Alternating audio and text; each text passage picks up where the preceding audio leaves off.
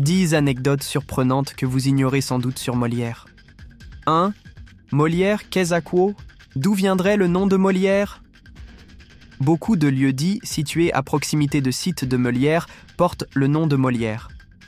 Molière a donc choisi un nom champêtre comme c'était l'usage chez les comédiens de son temps au moment de choisir leur nom de guerre. 2. Les écrits ne restent pas. Il n'existe aucune note manuscrite de Molière. Cette absence de correspondance et de pièces originales a donné lieu à de multiples spéculations. 3. Corneille alias Molière. En 1919, l'écrivain Pierre Louys a prétendu que les pièces de Molière avaient été en réalité écrites par Pierre Corneille. Cette idée, qui n'avait pourtant jamais été avancée auparavant, a fait florès jusqu'à nos jours.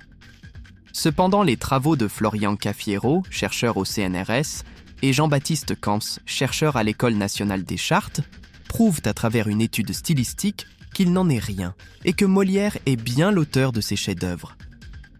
4. Prison pour dette.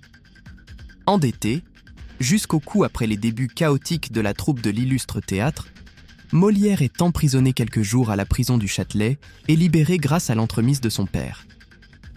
5. Les frères ennemis. En 1667, Racine fait jouer Andromaque, son premier triomphe. Molière, fâché avec lui depuis quelques années, monte la folle querelle qui éreinte la pièce avec beaucoup de finesse et de cruauté. 6. Complexe d'Œdipe. Il a épousé sa propre fille.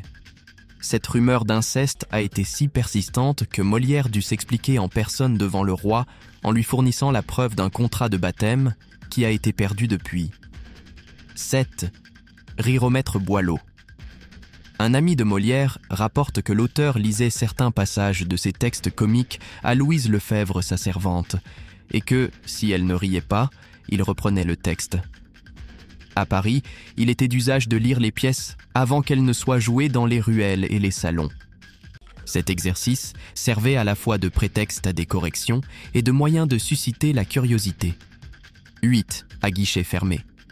Les mousquetaires, les gardes du corps, les gendarmes et les chevaux légers entraient à la comédie sans payer, et le parterre en était toujours rempli, de sorte que les comédiens pressèrent Molière d'obtenir de Sa Majesté un ordre pour qu'aucune personne de sa maison n'entrât à la comédie sans payer. Le roi le lui accorda. 9. Mourir sur scène? Contrairement à la rumeur, Molière n'est pas mort sur scène, mais chez lui. Au soir du 17 février, après la 4e représentation du Malade imaginaire, Molière a d'une grave hémorragie.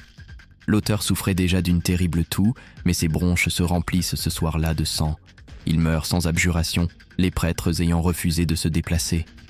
10. Postérité.